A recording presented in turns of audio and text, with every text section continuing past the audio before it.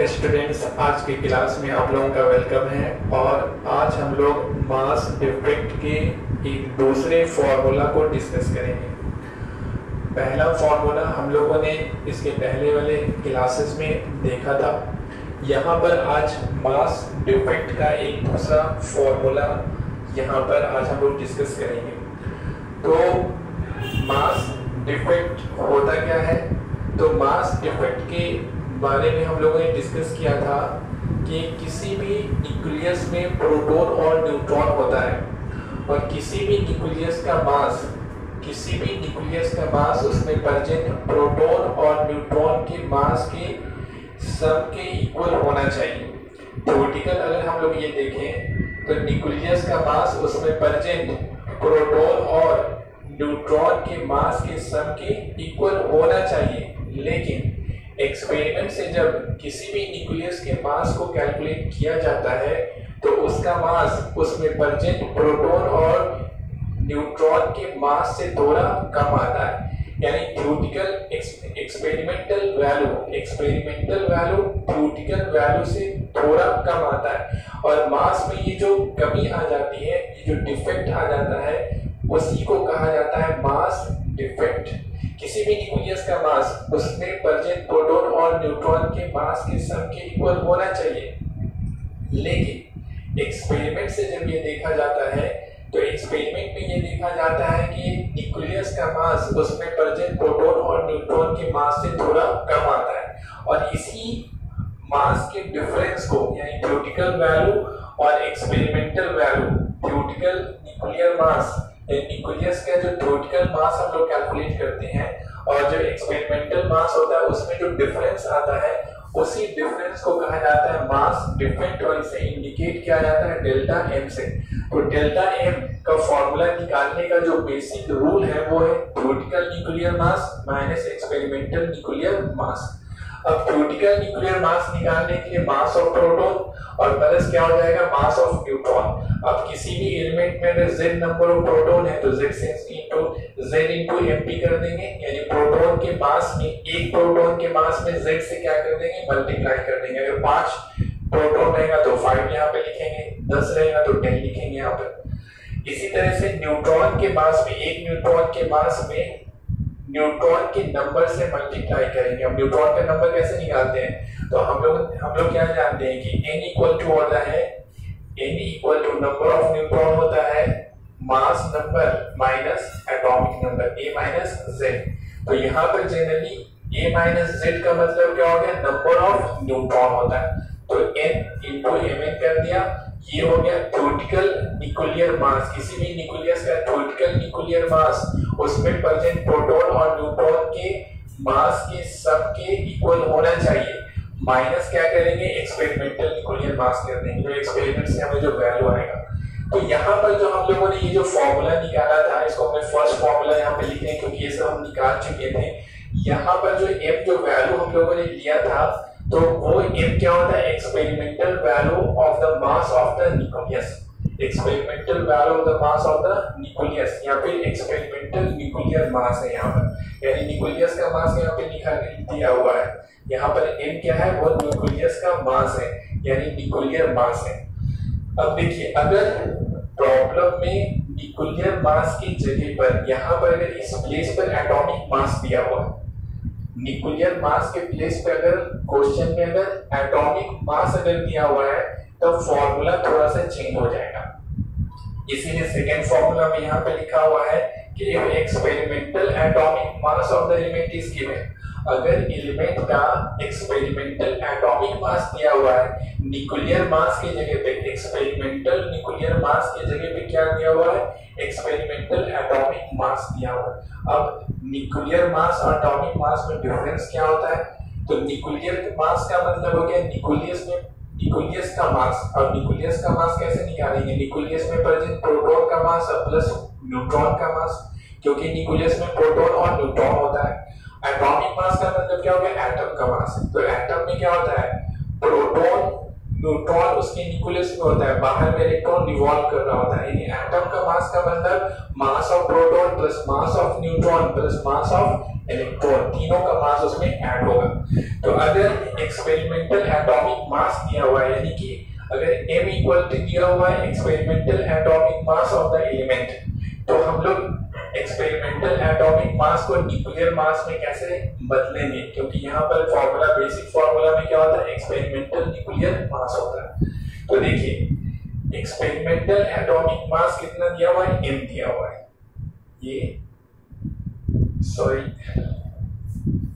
ये दिया हुआ है आपको, m दिया हुआ है, ठीक है। अब देखिए एटॉमिक मास है, एक्सपेरिमेंट से ही निकाला गया है, एटॉमिक मास है, इसका मतलब किसका मास होगा, किसी भी एटम में इलेक्ट्रॉन प्रोटॉन और न्यूट्रॉन तीनों होता है, तो mass of the electron plus mass of the proton plus mass of the neutron होगा। कोई भी एक्सपेरिमेंट से निकाला गया होगा, लेकिन एक्सपेरिमेंट में कैसे कैलकुलेट हुआ होगा, तो यहाँ पर हम लोग लिख सकते हैं, यहाँ पे लिख सकते हैं मास ऑफ प्रोटॉन प्लस करेंगे मास ऑफ न्यूट्रॉन प्लस करेंगे मास ऑफ इलेक्ट्रॉन, यानी इन तीनों का मास क्या किया गया होगा, ऐड किया गया होगा, जो भी एक्सपेरिमेंट से जैसे भी एक्सपेरिमेंट किया गया होगा, लेकिन उस एक्सपेरिमेंट में एटम में प्रेजेंट प्रोटॉन के मास, न्यूट्रॉन और इलेक्ट्रॉन के मास को ऐड किया गया होगा। अब देखिए यहाँ पर एक बात और ये है कि किसी भी एलिमेंट में एक प्रोटॉन, एक न्यूट्रॉन और एक ही इलेक्ट्रॉन होगा, ऐसा जरूरी नहीं है, ये डिपेंड करेगा कौन सा आप एलिमेंट ले रहे हैं। जैसे कि मान लेते हैं आपने कार्बन ले लिया है, तो कार्बन में क्या होता है, 6 12 होता है, तो 6 का मतलब यहाँ पे लिखा हुआ है एटॉमिक नंबर, एटॉमिक नंबर का मतलब नंबर ऑफ प्रोटॉन, यानी कार्बन में कितना प्रोटॉन होता है, 6 प्रोटॉन होता है, और कार्बन में न्यूट्रॉन कितना होगा, तो 12 में से 12 में से 6 को सब्सट्रैक्ट करेंगे, ये है मास नंबर। तो मास में से क्या करेंगे, एटॉमिक नंबर को सब्ट्रैक्ट करेंगे, मास नंबर में से एटॉमिक नंबर को सब्ट्रैक्ट करेंगे तो क्या मिलेगा, नंबर ऑफ न्यूट्रॉन मिलेगा। यानी कि 12 में से 6 को सब्ट्रैक्ट करेंगे तो फिर हमें 6 मिलेगा, यानी कि 6 प्रोटॉन है, 6 क्या है, न्यूट्रॉन भी है, और इलेक्ट्रॉन कितना होगा, तो इलेक्ट्रॉन भी होगा 6, जितना प्रोटॉन होगा उतना ही क्या होगा, इलेक्ट्रॉन होगा। क्योंकि न्यूक्लियस के बारे में, एटम के बारे में हम लोग जानते हैं कि एटम क्या होता है, न्यूट्रल होता है, न्यूट्रल का मतलब जितना प्रोटॉन होगा उतना ही क्या होगा, इलेक्ट्रॉन होगा। तो अब अगर हम लोग यहाँ पर कार्बन का एटॉमिक मास अगर एक्सपेरिमेंटल दिया हुआ है, तो एक्सपेरिमेंटल मास देने का मतलब हो गया कि 6 प्रोटॉन के मास को ऐड किया गया होगा, 6 न्यूट्रॉन के मास को ऐड किया गया होगा, और 6 इलेक्ट्रॉन के मास को ऐड करके हमें क्या मिला होगा, उस कार्बन का एक्सपेरिमेंटल एटॉमिक मास मिला होगा। अब इसको जनरल फॉर्मूला में लिखेंगे तो कैसे लिख सकते हैं, तो हम लोग क्या जानते हैं, किसी भी एलिमेंट को हम लोग इंडिकेट करते हैं, कहते हैं x, z और a से। यहाँ z क्या होता है, एटॉमिक नंबर, एटॉमिक नंबर का नंबर ऑफ प्रोटॉन, तो 6 के जगह पे z है, तो यहाँ पर हम लोग क्या कर सकते हैं, जनरल फॉर्मूला बनाए, तो जनरल अगर फॉर्मूला टाइप के इसको लिखना चाहे, क्योंकि जरूरी तो नहीं कार्बन ही होगा, हो सकता है ऑक्सीजन हो, ऑक्सीजन में बदल जाएगा, तो हम एक जनरल फॉर्मूला लिख रहे हैं। तो 6 के यहाँ पे z का मतलब नंबर ऑफ प्रोटॉन, तो यहाँ पे कर देंगे ZMP, यानी कि proton, z number of proton का मास।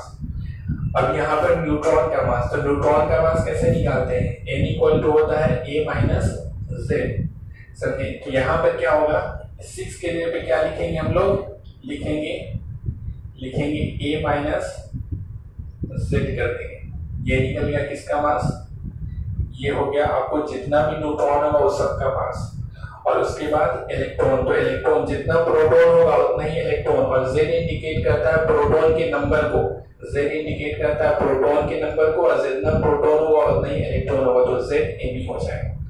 देखिए तो एक्सपेरिमेंटल एटॉमिक मास जो निकलेगा किसी भी एलिमेंट का, तो वो हो जाएगा ZMP plus a minus ZMA plus हो जाएगा ZME हो जाएगा। अब अगर हमें निकालना है न्यूक्लियर मास, न्यूक्लियर मास का मतलब एक्सपेरिमेंटल न्यूक्लियर मास, अगर एटॉमिक मास दिया हुआ है तो हमें एक्सपेरिमेंटल न्यूक्लियर मास निकालने के लिए क्या करना होगा। तो न्यूक्लियर मास का मतलब होता है न्यूक्लियस का मास, और न्यूक्लियस में होता है प्रोटॉन और न्यूट्रॉन। तो प्रोटॉन का मास जितना प्रोटॉन हो जाएगा उन सब का मास, और प्लस क्या हो जाएगा जितना न्यूट्रॉन होगा उन सब का मास। इलेक्ट्रॉन के मास को उसमें से हटाना पड़ेगा। तो इलेक्ट्रॉन के मास को हटाने के लिए क्या करेंगे कि m में से, m का मतलब ये तीनों का मास ऐड होकर के m का वैल्यू दिया हुआ है, तो इस m में से क्या करेंगे इलेक्ट्रॉन के मास को क्या करेंगे सब्ट्रैक्ट कर देंगे। तो इलेक्ट्रॉन के मास को अगर इसमें से घटा देंगे तो हमें निकल जाएगा जितना भी प्रोटॉन है और जितना भी इलेक्ट्रॉन है उन सब का मास निकल जाएगा। और ये मास का मतलब क्या हो गया न्यूक्लियस का मास, क्योंकि न्यूक्लियस में प्रोटॉन और न्यूट्रॉन होता है। तो इसके लिए हम लोग क्या करेंगे, ये बहुत समझना जरूरी है यहाँ पर कि कैसे चेंज हम कर रहे हैं। m का मतलब हो गया एटॉमिक मास का मतलब प्रोटॉन का मास जितना भी है, न्यूट्रॉन का मास और इलेक्ट्रॉन का मास। अब अगर हमें निकालना है एक्सपेरिमेंटल न्यूक्लियर मास निकालना है, न्यूक्लियर मास, तो इसके लिए हम लोग क्या करेंगे, इसके लिए हम लोग m में से, m हो गया एटॉमिक मास, एटॉमिक मास का मतलब इन तीनों का मास, इसमें से क्या करेंगे इलेक्ट्रॉन के मास को घटा देंगे, यानी माइनस ZMe कर देंगे। यानी कि एटॉमिक मास में से अगर इलेक्ट्रॉन जितना भी इलेक्ट्रॉन है उन सब के मास को अगर हम लोग घटा देते हैं तो सिर्फ बचेगा प्रोटॉन का मास और न्यूट्रॉन का मास, इसको तो घटा दिए, यानी माइनस यहाँ पे कर देंगे, माइनस ZMe कर दिए, जैसे यहाँ पे कर दिए। m का मतलब ये पूरा इसमें से, तो ये और ये क्या हो जाएगा खत्म हो जाएगा, तो बचेगा क्या प्रोटॉन और न्यूट्रॉन बचेगा। और प्रोटॉन और न्यूट्रॉन का मतलब क्या होता है न्यूक्लियस का मास हो जाएगा, क्योंकि न्यूक्लियस में प्रोटॉन और न्यूट्रॉन होता है। तो एक्सपेरिमेंटल न्यूक्लियर मास हमें क्या मिलेगा m माइनस ZMe मिलेगा। अब देखिए तो हम लोग मास डिफेक्ट निकालेंगे, then mass defect delta m equal to, delta m equal to क्या होता है थ्योरेटिकल न्यूक्लियर मास। तो थ्योरेटिकल न्यूक्लियर मास निकालने का तो यही तरीका है, ये जो है theoretical mass, mass of the proton और मास ऑफ द, तो यहाँ पे लिखेंगे ZMP plus a minus z और ये हो जाएगा mn, ये हो गया माइनस। अब होगा एक्सपेरिमेंटल न्यूक्लियर मास। तो एक्सपेरिमेंटल न्यूक्लियर मास क्या हो गया, यहाँ पर हम लोग देखेंगे कि ये हो गया m माइनस z, इसको ब्रैकेट में लेंगे माइनस ME हो जाएगा। ये थ्योरेटिकल हो गया और ये एक्सपेरिमेंटल न्यूक्लियर मास मिल गया। अब यहाँ से डेल्टा m इक्वल टू लिखेंगे, ये हो जाएगा ZMP plus a minus ZMN, bracket हटा देंगे यहाँ पे से, ये लिखेंगे माइनस, कैपिटल लेना और माइनस माइनस प्लस ZME हो जाएगा। ठीक है, यहाँ से फिर लिखेंगे डेल्टा m इक्वल टू, तो इसको यहाँ पे लेके आएंगे, तो ZMP प्लस ये यहाँ पे लेके आएंगे, यहाँ पे ये हो जाएगा ZME प्लस हो जाएगा a माइनस z और यहाँ पे लिखाएगा mn और माइनस कैपिटल M यहाँ से आ जाएगा। उसके बाद डेल्टा m इक्वल टू हम लोग लिख सकते हैं z, यहाँ पे कॉमन ले लेंगे, ये mp प्लस क्या हो जाएगा me हो जाएगा, प्लस हो जाएगा a माइनस z और ये हो जाएगा mn और माइनस कैपिटल M हो जाएगा। यहाँ से हम लोग लिखेंगे डेल्टा m इक्वल टू, यहाँ से देखिए लिखेंगे z और इसके जगह पे क्या लिखेंगे mp प्लस me, यानी मास ऑफ प्रोटॉन, एक प्रोटॉन का मास प्लस एक इलेक्ट्रॉन का मास। तो एक प्रोटॉन और एक इलेक्ट्रॉन के मास की जगह पे हम लोग लिखेंगे mh, हाइड्रोजन का मास। अब बताते हैं क्यों ऐसा लिखेंगे, a माइनस z mn और माइनस हो जाएगा कैपिटल M, ये हमारा फॉर्मूला बन गया। अब यहाँ पर mh क्यों लिखा गया, तो देखिए मास ऑफ हाइड्रोजन, तो हाइड्रोजन में यानी हाइड्रोजन में ये हाइड्रोजन का इंडिकेशन हाइड्रोजन एलिमेंट, तो हाइड्रोजन में एक प्रोटॉन होता है और हाइड्रोजन में एक इलेक्ट्रॉन होता है, हाइड्रोजन में एक प्रोटॉन और एक इलेक्ट्रॉन होता है। यानी हाइड्रोजन का मास अगर निकालना है तो एक प्रोटॉन होता है, तो एक प्रोटॉन का मास और प्लस क्या हो जाएगा एक इलेक्ट्रॉन का मास, ये हो गया हाइड्रोजन का मास, मास ऑफ द हाइड्रोजन। यानी कि Mp प्लस Me के जगह पे लिख सकते हैं MH, इसलिए कि हाइड्रोजन में एक प्रोटॉन होता है और एक ही इलेक्ट्रॉन होता है। तो एक प्रोटॉन के लिए एक प्रोटॉन का मास को इंडिकेट करेंगे Mp से और एक इलेक्ट्रॉन के मास को इंडिकेट करेंगे Me से, तो Mp प्लस Me, तो ये निकल जाएगा मास ऑफ हाइड्रोजन। इसीलिए Mp प्लस Me की जगह पे Mp प्लस Me की जगह पे क्या लिखे हैं हम लोग MH लिखे हैं। चलिए यहाँ पर हो गया MH, यहाँ MH का मतलब क्या हो गया हाइड्रोजन का मास हो गया। इसको अगर आप यहीं पे बगल में लिखना चाहें तो लिख सकते हैं MH इक्वल टू है Mp और प्लस है Me है। ये समझने के लिए ऐसे बाद में आप पढ़ जाएंगे। तो ये हमें निकल गया, ये दूसरा एक फॉर्मूला लेकर निकल गया मास डिफेक्ट का। यहाँ पे क्या है, यहाँ पर हमारे पास ये अगर हम लोग ब्रैकेट में इस तरह से लिखें तो ये ब्रैकेट में इस तरह से हो जाएगा, यहाँ से सेम उस तरह के फॉर्मूला से याद रहेगा आपको। देखिए ये फॉर्मूला और ये फॉर्मूला, यहाँ पर है Z, यहाँ पर भी Z है, यहाँ पर Mp है मास ऑफ प्रोटॉन, यहाँ पर है MH mass of hydrogen atom, mass of hydrogen atomic mass of hydrogen है। यहाँ पर A माइनस Z, यहाँ पर है Mn, यहाँ पे Mn और यहाँ पे M है, यहाँ पे भी M है। लेकिन यहाँ पर जो M है वो है एक्सपेरिमेंटल न्यूक्लियर मास है, यानी न्यूक्लियस का मास है, और यहाँ पर जो M है वो है आपको एक्सपेरिमेंटल एटॉमिक मास दिया हुआ है। तो प्रॉब्लम जो आपको दिया रहता है एनसीईआरटी में, जो प्रॉब्लम दिया हुआ है या एससी वर्ग में जो प्रॉब्लम दिया हुआ है वो सब आपको एटॉमिक एक्सपेरिमेंटल एटॉमिक मास पे दिया हुआ है। यानी क्वेश्चन में आपको एक्सपेरिमेंटल एटॉमिक मास दिया हुआ है, इसलिए आप ये फॉर्मूला जब लगाएंगे तो आपका प्रॉब्लम सब बनता चला जाएगा। और कहीं पर अगर न्यूक्लियर मास दिया हुआ है तो आप ये फॉर्मूला लगाएंगे, यहाँ पर बदल जाता है। न्यूक्लियर मास अगर दिया हुआ है तो यहाँ पर तो न्यूक्लियर मास का वैल्यू पुट होगा और यहाँ पर Mp का वैल्यू यानी मास ऑफ प्रोटॉन रखेंगे, और अगर एटॉमिक मास दिया हुआ है तो यहाँ पे एटॉमिक मास लिखेंगे और यहाँ पर हाइड्रोजन का मास लिखेंगे। तो इस तरह से क्या होता है कि ये चेंज हो जाता है। तो इसे कॉपी कर लीजिए, स्क्रीनशॉट ले लीजिए इसका। वेयर, इसके बाद नीचे में यहाँ पे लिखना है वेयर करके, वेयर इक्वल टू वेयर, और वेयर करके लिखना है डेल्टा M इक्वल टू, लिखते जाइएगा delta M equal to mass defect, delta M equal to mass defect. और उसके बाद क्या है, ये तो जानते ही हैं, MH इक्वल टू लिखेगा, MH इक्वल टू लिखेगा atomic mass of hydrogen, MH equal to atomic mass of hydrogen.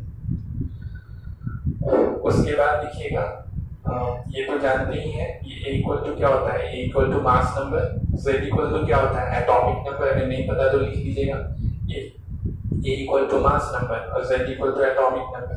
और Mn का मतलब number mass of neutron, Mn का मतलब मास ऑफ न्यूट्रॉन, और M का मतलब हो गया atomic mass, experimental atomic mass. ठीक है, एक्सपेरिमेंटल एटॉमिक मास, ये सब नीचे में लिख लेना है वेयर करके।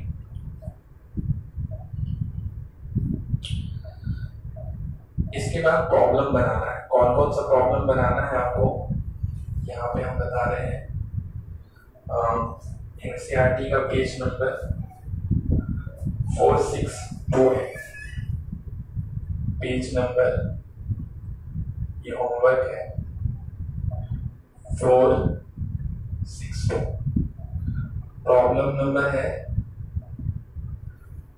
नंबर है आपका 13.3, 13.3, 13.4, फिर 13.1 बनाने की कोशिश कीजिएगा और फिर 13.2 बनाइएगा ना, आपसे बन जाना चाहिए। पहले 13.3, 13.4, 13.1, 13.2, इस तरह से आप एनसीईआरटी का प्रॉब्लम बनाइएगा और इस फॉर्मूला पे बनाना है। इस फॉर्मूला पे बनेगा क्योंकि वहां सब में उस क्वेश्चन में आपको कुछ लिखा हुआ नहीं है के एटॉमिक मास है कि न्यूक्लियर मास है, ये सब सब आपका एटॉमिक मास दिया हुआ है, इसलिए इस फॉर्मूला पे ही बनेगा।